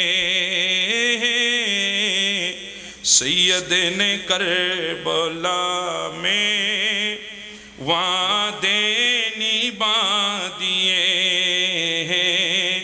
दीन मोहम्मद के, दीन मोहम्मद के गुलशन खिला दिए। सैयद ने करबला में वादे निभा दिए, बोले हुसैन मौला तेरी रजा की खातिर, बोले हुसैन मौला तेरी रजा के खातिर, एक एक करके मैंने, एक एक करके मैंने हीरे लूटा दिए। सैयद ने करबला में वादे निभा दिए, सैयद ने करबला में वादे निभा दिए, दीन मोहम्मद के, दीन मोहम्मद के गुलशन खिला दिए। सैयद ने करबला में वादे निभा दिए। अल्लाहुम्मा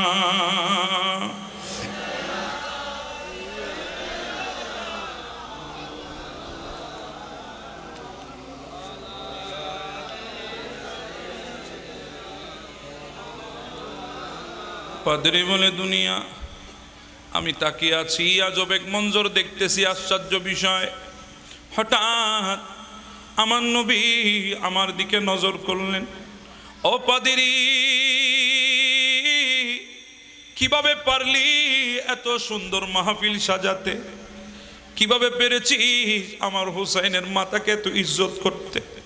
কিভাবে পারলি আমার হুসাইনকে এত মোহাব্বত দেখাতে? পাদ্রী, এখনো কি খ্রিস্টান থেকে যাবি? একটু কি যেই হুসাইনকে মোহাব্বত করো ওই হুসাইনের কলমা কি পড়বা না? পাদ্রী বলে, ইয়া রাসূলুল্লাহ, এই দিনের অপেক্ষায় ছিলাম, আপনি হাত দেন আমি কলমা পড়ে দেব।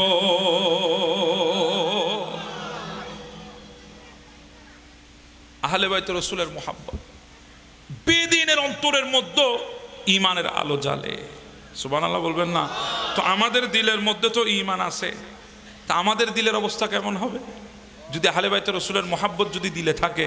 এজন্য বলছিলাম, আহলে বাইতকে রাসূলকে মোহাব্বত করেন, যদি সহিভাবে যদি মোহাব্বত করতে পারেন, ওই মোহাব্বত আমাদের জন্য নাজাতের ওসিলা হবে। ওই মোহাব্বত আমাদের জন্য বড় ফায়দামন্দ হবে।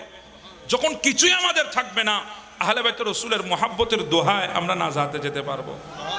আমার নবী বলে উম্মত দুনিয়ার সমস্ত রিশতা দুনিয়ায় খতম হয়ে যাবে, যত রিশতা আছে, বাবা সন্তানের রিশতা, ভাই ভাইয়ের রিশতা, মা ভাই বোনের রিশতা, মা মেয়ের রিশতা, মা ছেলের রিশতা, স্বামী স্ত্রীর রিশতা, সব দুনিয়ায় ধ্বংস হবে। কিয়ামতের ময়দানে কোনো কাজে আসবে না। ওখানে সেদিন আপনি বাবাকে খুঁজবেন না, মাকে খুঁজবেন না, সেদিন আপনি নিজে বাঁচার জন্য দৌড়াবেন। মঞ্জরটা এমন হবে, অবস্থাটা এমন হবে। কিন্তু আমার নবী বলে উম্মত একটা রিশতার সম্পর্ক খতম নাই, শেষ নাই। একটা রিশতা কিয়ামতের ময়দানও চলবে, একটা সম্পর্ক কিয়ামতের ময়দানে চলবে, সেটা হচ্ছে আমার আহলে বাইতে রাসূলের সাথে সম্পর্ক। সুবহানাল্লাহ। ওটা দুনিয়া না, ওটা ওখানেও কাজে আসবে। এজন্য আপনারা মহাব্বত করার চেষ্টা করবেন আহলে রাসূলকে। তা আহলে রাসূলের মহাব্বতের দাবি অন্তরে নিয়ে মসজিদে 2-3 কাতার দাঁড়াবেন। জি বলেন না? এই কথা তো ঘুরে ফিরে আমি জায়গায় আসলাম। এখন আপনাদের অসুবিধা হচ্ছে? মসজিদ থেকে শুরু করেছি, মসজিদে এসেছি। আহলে বাইত রাসূলের দাবি হচ্ছে যখন খঞ্জর চলছে তখনও কোথায়?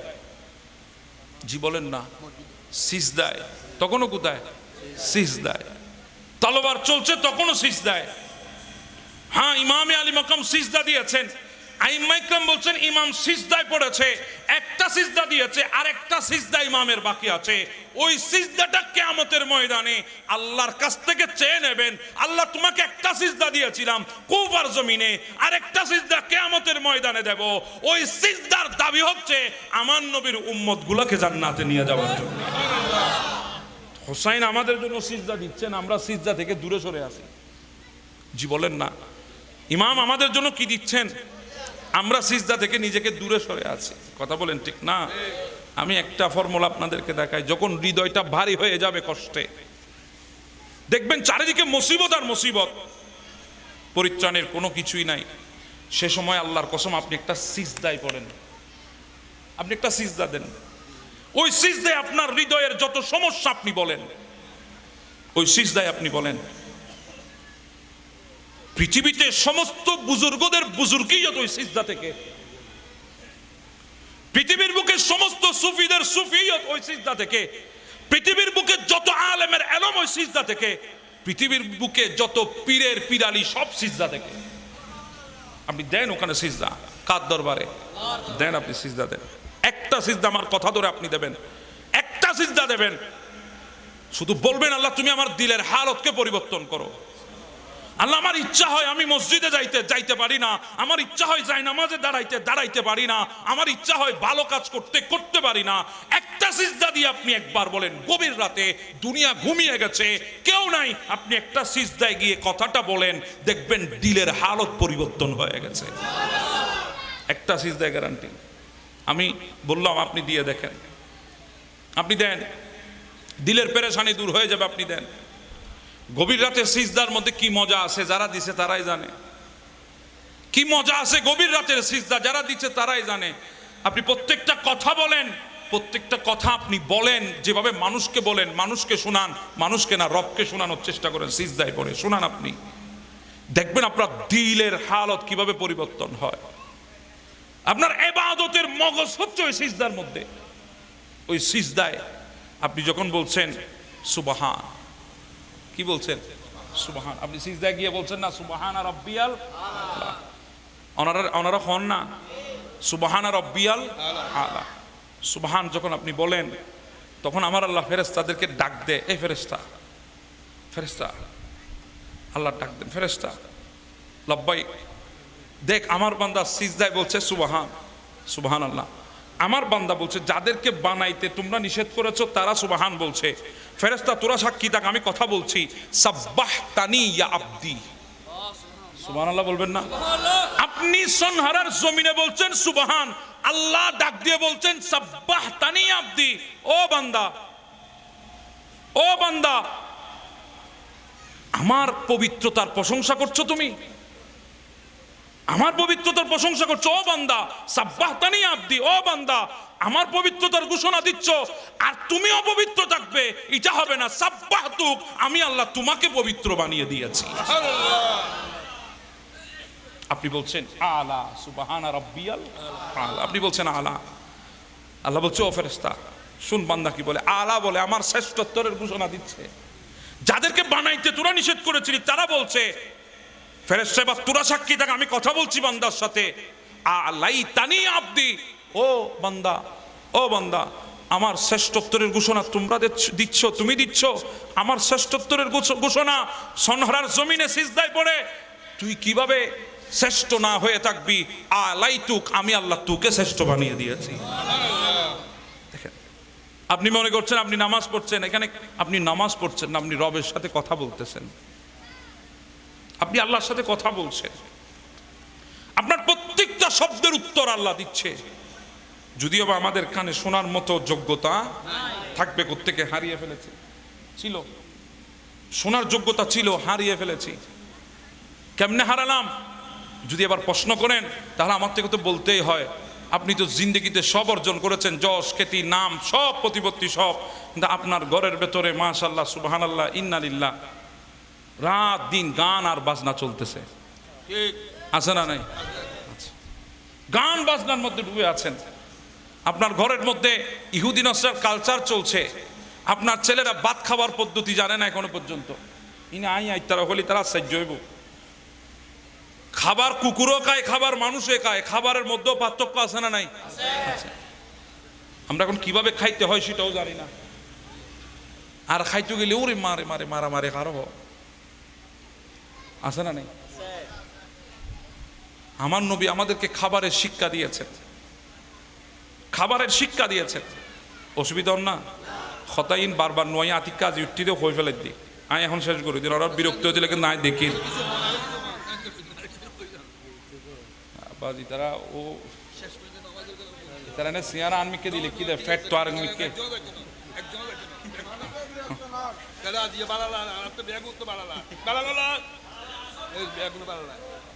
খাবারেরও কিছু পদ্ধতি আছে। আমি আজকে কথাটা বলি আপনাদেরকে। আমার নবী বলেছেন, উম্মত যখন তোমরা খেতে বসবা, কোথায় বসবা? খেতে যখন বসবে, তোমরা খেতে বসার সময় সবার প্লেটে খাবার গেছে কিনা আগে দেখবা। আর খাবার সবসময় ডান দিক থেকে বন্টন করবেন। কোন দিক থেকে? ডান দিক থেকে বন্টন করা সুন্নত। ডান দিক থেকে বন্টন করা কি? এখন আমরা ডানও চিনি না, বামও। ডানে বরকত আছে, ডানে কি আছে? কাউকে কিছু দেবেন ডানে দেবেন, কিছু নেবেন ডানে নেবেন, বামে কিছু দেবেনও না নেবেনও না। কেউ যদি বাম হাতে কিছু দেয় আপনি বলবেন ভাই ডান হাতে দেয়। আমরা মুসলমান, আমাদের দাবি কোন হাত? হ্যাঁ, শুধু এখানে দাবি না, হাসরের ময়দানও এই হাতের দাবি। যদি আমল এই হাতে মিলে বেড়া পার। সুবহানাল্লাহ। আমল যদি এই হাতে মিলে বেড়া কি পার, ওই জান্নাতে যাওয়া যাবে। যদি আমল যদি ডান হাতে আসে, বাম হাতে আসলে কোথায়? জাহান্নাম। এজন্য আমরা দাবিদার কিসের? ডান হাতে। ডান দিক থেকে বন্টন করা নবীর সুন্নাত। ডান দিক থেকে বন্টন করবে। সবার প্লেটে খাবার গেছে কিনা আমার নবী বলে তোমরা দেখবা। যদি সবার প্লেটে খাবার যায়, এবার বিসমিল্লাহ ওয়ালা বরকতিল্লাহ বলে শুরু করো। কিভাবে খাবে? এনে খাবার এসছি কেন পোঁড়া ইল্লি করে নামার জন্য। আর নয় বলছে না এমনে করে না, তো কেমনে করে? আমার নয় বলেন বিসমিল্লাহ ওয়ালা বরকতিল্লাহ বলে প্লেটের এক পাশ থেকে খাবে। কোন পাশ থেকে? এক পাশ থেকে, যে কোনো এক পাশ থেকে খাবে। 3 আঙ্গুলে খাওয়া নবীর সুন্নত। না পারলে 3-4 আঙ্গুল ব্যবহার করেন, অসুবিধা নাই। ছোট ছোট লোকমা নেবে।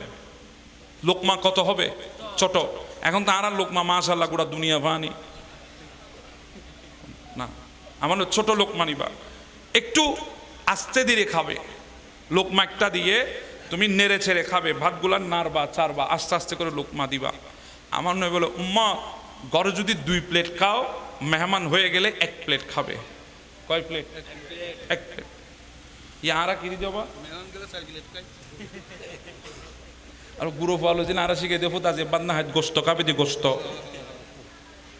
আজ এবারটা নদরে গোস্ত মারবি দেবো, আছে না নাই? আর মাশাআল্লাহ আর দেশে তো বহুত মানুষ আছে, 1 ঘন্টা ভিতর 2-3 খাইবে লাগতে পারে। মাশাআল্লাহ এইলো আছে না নাই? আছে বলিও করি তারা। আল্লাহ আমাদেরকে বোঝার তৌফিক দান করুক। এগুলো হাসির কথা আমি বলছি না। আমার নবীর সুন্নত দেখেন, আজকে সমস্ত রোগ আমাদেরকে চেপে বসেছে। আমার নবীর সুন্নত খাবার টেবিলে নেই। আমার নবী বলছেন তোমরা নেড়ে চেড়ে খাবে, ছোট ছোট লুকমা দিবা। ঘরে যদি 2 প্লেট খাও, বাহিরে 1 প্লেট খাবে। 1 প্লেট খেয়ে তুমি আলহামদুলিল্লাহ বলো, দেখবে ওই অর্ধেকের মধ্যে, ওই অল্পের মধ্যে আল্লাহ তোমাকে বরকত দেবে। আপনি ট্রাই করেন আজকে, আপনি আজকে থেকে ট্রাই করেন, বিসমিল্লাহ ওয়ালা বরকতিল্লাহ বলে শুরু করেন, আলহামদুলিল্লাহ বলে শেষ করে দেন। বাইরে গেলে মেহমান হয়ে অল্প খাবে অর্ধেক, ঘরে গেলে 2 প্লেট খাইলে বাইরে কয় প্লেট? 1 প্লেট।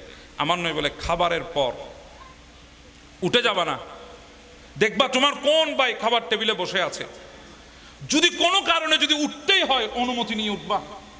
কি নিয়ে? ভাই আমার খাবার শেষ হয়েছে, যদি অনুমতি দেন আমি উঠবো, এটা আমার নবীর সুন্নাত।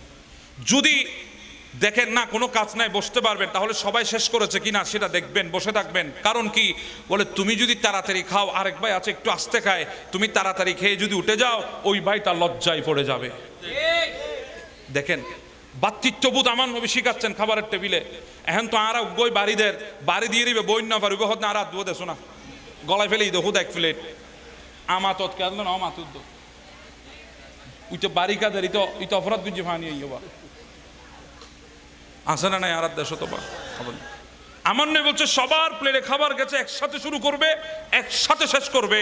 যদি দেখো তোমার ভাই আস্তে খাচ্ছে, তুমি অভিনয় করো, তোমার খাবার এখনো শেষ হয় নাই, তুমি একটু নাড়ো চাড়ো, অভিনয় করো। তোমার ভাইয়ের খাবার শেষ হলে দুইজনে একসাথে হাত পরিষ্কার করে এবার আলহামদুলিল্লাহ বলে আল্লাহর দরবারে হাত তুলো। ওই হাতের মধ্যে আল্লাহ কোটি গুণ বরকত দেবে, তোমার রিজিকেও বরকত দেবে, মেহমেজবানের রিজিকের মধ্যেও বরকত দেবে। ইয়ারাতে বিসমিল্লাহ আছে না, আলহামদুলিল্লাহ আছে না, বিসমিল্লাহ হতো না বা ফাইমতর খোবানো শুরু করে দিই, বিসমিল্লাহ হতো নি কবের সম করে। খবরদার, আমার নবী আমাদেরকে খাবারের শিক্ষা দিয়েছেন, আদব শিখিয়েছেন খাবারের টেবিলে। জন্য বলছিলাম আমি আপনাদেরকে, নিজের জিন্দেগিকে পরিচালিত করেন দ্বীনের পথে, দেখবেন ওখানের মধ্যে দয়া আসবে, ওখানের মধ্যে রহমত আসবে, বরকত। এটা বড় দামি জিনিসের কথা। এখন তো আমাদের মা বোনরা ভালো করে কিভাবে ডেকসি থেকে খাবার বাঁধতে হয় সেটাও জানে না। আমি বলছি জানে না, আপনি খবর নিয়ে দেখেন। আগেকার আমার মাকে আমরা দেখেছি মাথার মধ্যে কাপড় দেওয়া ছাড়া ডেকসিতে হাত দিতেন না। আমার মাকে আমি দেখেছি মাথায় কাপড় দেওয়া ছাড়া ডেকসিতে হাত দিতেন না, বিসমিল্লাহ বলা ছাড়া চামিচ রাখতেন না।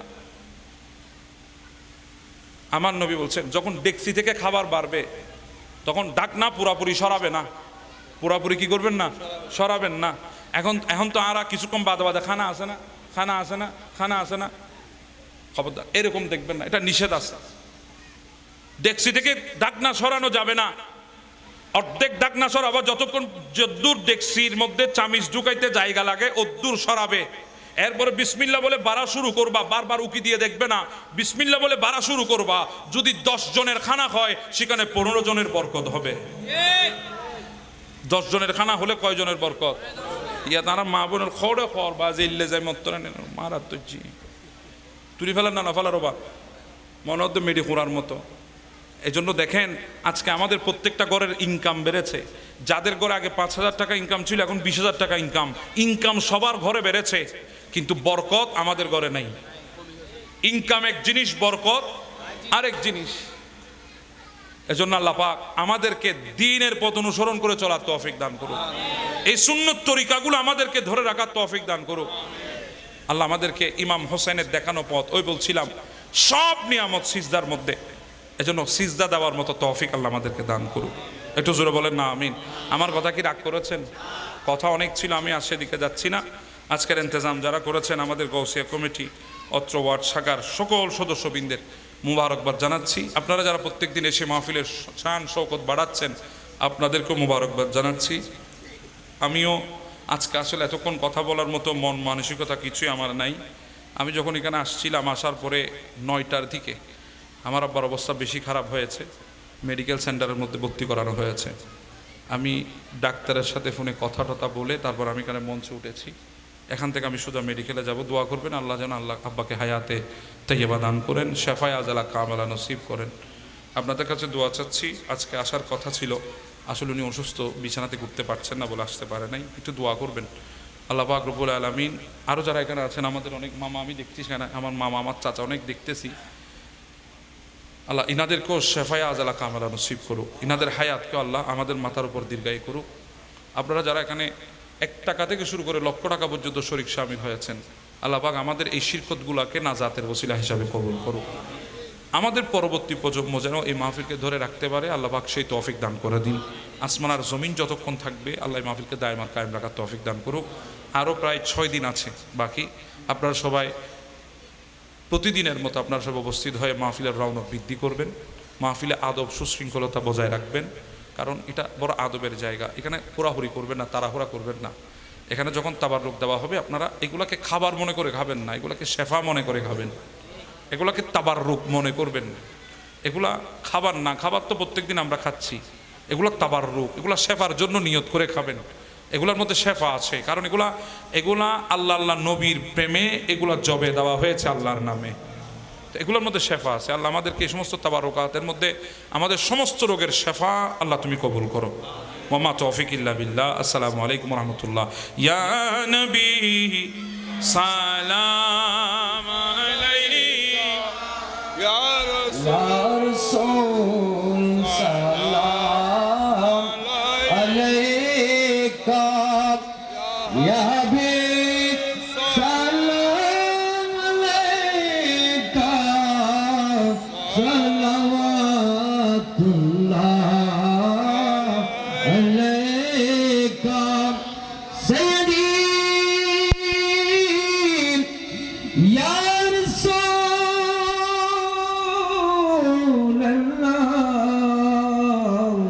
ওয়া সাল্লাম আলাইকা ইয়া রাহমাতাল লিল আলামিন আকাম ওয়াসতা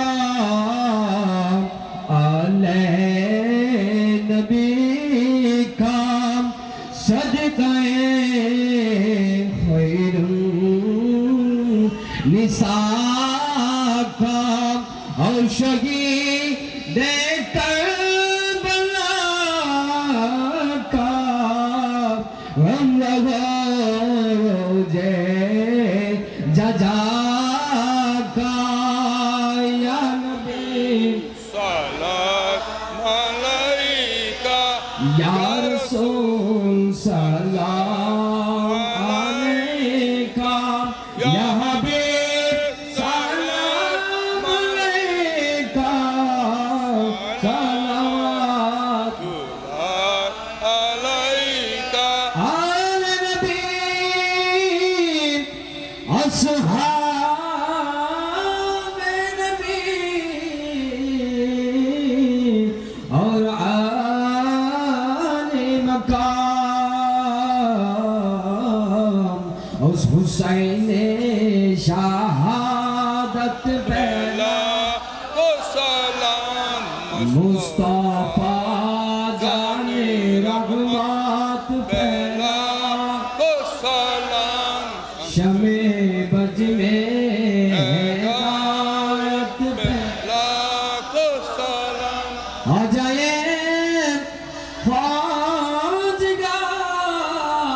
ख्वाजगान ख्वाजा गरीब नवाज उस्माइनो दीनो मिल्लत पहला को सलाम मुस्तफा जाने रहमत पहला को सलाम शमे बज में हिदायत पहला को सलाम आ जाए ख्वाजगान ख्वाजा अब्दुर रहमान सैयदी सिकटी आका सैयद तैयब ताहिर साहब शाह आदियाने दीनो मिल्लत पहला को सलाम मुस्तफा जाने रहमत पहला को सलाम शमे बज में हिदायत पहला को सलाम या इलाही सदक़े नालाइन पाक रसूल ये सलामी आज जाना हो कबूल मदीना के साथ हजारों सलाम मदीना के साथ लाखों सलाम मदीना के साथ करोड़ों सलाम मदीना के साथ बेहुद सलाम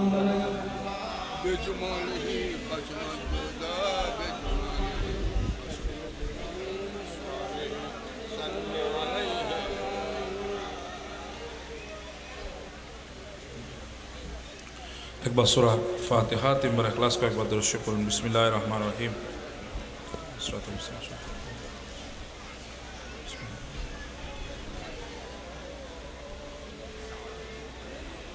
قل هو الله احد الله الصمد لم يلد ولم يولد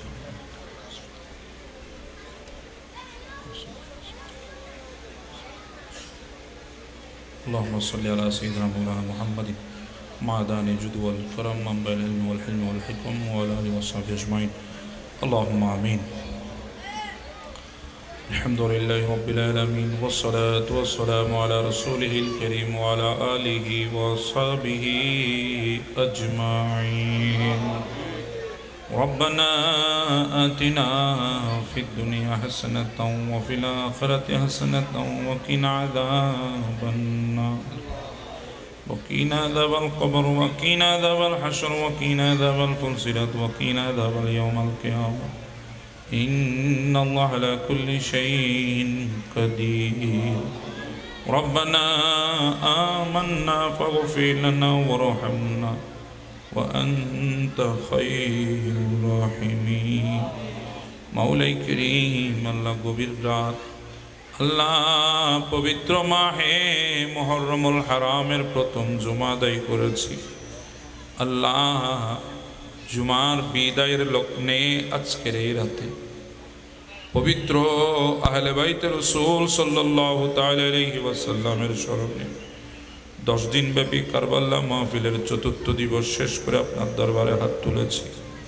আল্লাহ জানি না আহলে বাইতে রাসূলের তারিফ প্রশংসা কদ্দুর করতে পেরেছি।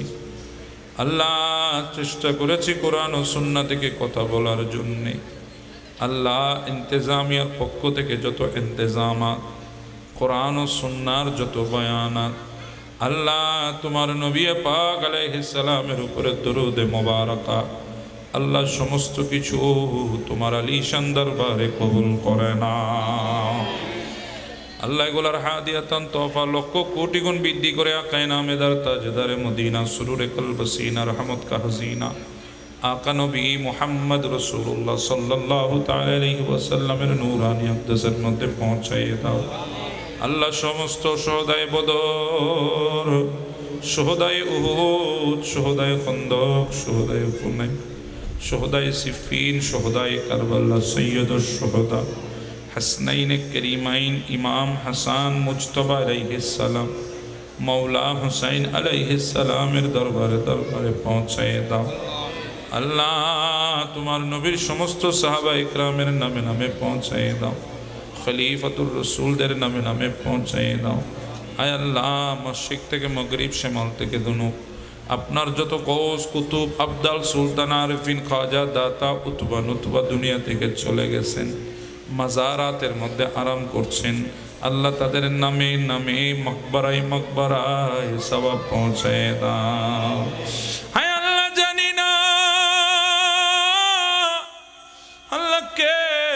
হারিয়েছে আল্লাহ জানি না কে বাবা হারিয়েছে। আল্লাহ এমন হতভাগা আছে যার মাও নাই বাবাও নাই।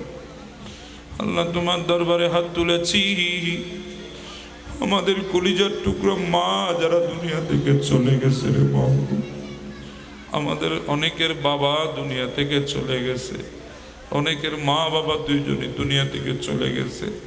অন্ধকার কবরে কেমন আছে জানি না। আল্লাহ আমাদের মা বাবার কবরে কবরে সওয়াব পৌঁছাইয়ে দাও। আল্লাহ কবরকে নাজাতের বাগান বানিয়ে দাও। আল্লাহ আমাদের পাড়া প্রতিবেশী হকদার রিশতাদার বংশের ময় মুরব্বী আল্লাহ আমাদের আত্মীয় স্বজন ভাই বোন স্ত্রী পুত্র সন্তান সন্ততি আল্লাহ এই এলাকার যত মুমিন মুমিনাত মুসলিমিন মুসলিমাত দুনিয়া থেকে বিদায় নিয়েছেন সবার নামে নামে কবরে কবরে সওয়াব পৌঁছাইয়ে দাও। আল্লাহ এই মাহফিলে ছিল অনেকেই গত বছর এই বছর অন্ধকার কবরের বাসিন্দা হয়ে গেছে। আল্লাহ তাদের নামে নামে কবরে কবরে সওয়াব পৌঁছাইয়ে দাও। আয় আল্লাহ এই মসজিদের জন্য 1 টাকা থেকে শুরু করে লক্ষ টাকা পর্যন্ত দান সদকা করে আল্লাহ যারা দুনিয়া থেকে বিদায় নিয়েছে তাদের নামে নামে কবরে কবরে সওয়াব পৌঁছাইয়ে দাও। আয় আল্লাহ তোমার দরবারে হাত তুলেছি, আমাদের মা বাবা যারা অসুস্থ আল্লাহ তাদেরকে শেফা দান করে দাও। আল্লাহ আমাদের মা বাবা যারা অসুস্থ তাদেরকে শেফা দান করে দাও। আল্লাহ আমি গুনাহগারের বাবা, বড় অসুস্থ, মেডিকেলে ভর্তি আছে রে মা। আল্লাহ জানি না তোমার মর্জি কেমন হয় রে মওলা। আল্লাহ তোমার দরবারে হাত তুলেছি, আব্বাজানের হায়াতে বারাকা দান করে দাও।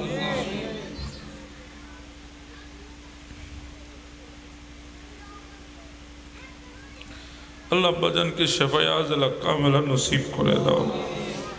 আল্লাহ আমার সাথে আমার মুরব্বীরা হাত তুলেছে, অনেক অসুস্থ, শেফা দান করে দাও।